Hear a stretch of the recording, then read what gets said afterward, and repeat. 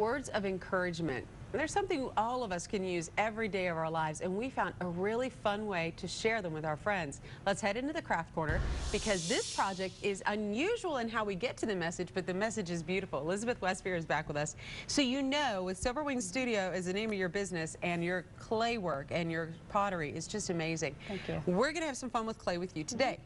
What are we making? We are making a little signs that have quotes and sayings. And I started this project with my godchild, who is 7 years old. She wanted to do something special for her Christmas presents. Well, and these are special. These are amazing. So we're working with some clay. Well, what I first did is I made her come up with different patterns in different sizes. And she started out really big. And then once she started trying to put all the alphabet, she went to smaller and smaller to the point where she got very small. Just little bitty things. But these are great sizes. Okay. So.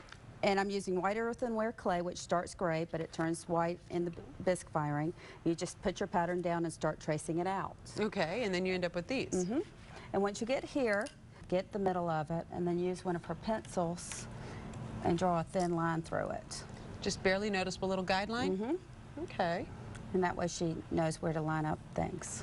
Okay. Once she does it, she lays out all of her letters and starts getting them. Wait a minute. What are those letters? These letters are alphabet pasta. Like for the little alphabet in our soup? You put in your soup. It's pasta, folks.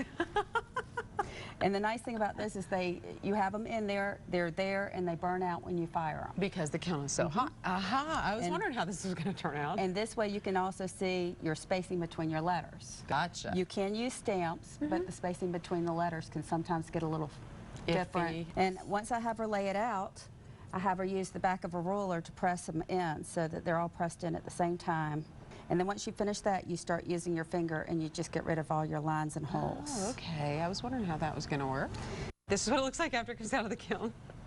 Before you glaze it? Correct. So what's our next step here? Next step is to use an underglaze. Oh, what's that? And an underglaze has no glaze in it. It's just the stain color. Oh, okay. And you use it. The brush there. Brush. I use sponges too. Okay. And once you start getting it deep into the holes, and then after you let it dry a little bit, you use a sponge and water to sponge off over it so that the stain stays in the back. And that's what gives us this beautiful finished look here. You want the instructions for this? This is a great project. You can give it a try. Go to our website, WLOS.com. Click on the Craft Corner link. Once you're there, we'll get you the instructions. We'll also let you know where you can find Elizabeth and all of her wonderful creations. This is just a tiny sampling of her beautiful work that she does when she gets working with clay. Elizabeth Westveer, thanks so much for sharing a great project with us. Thank you.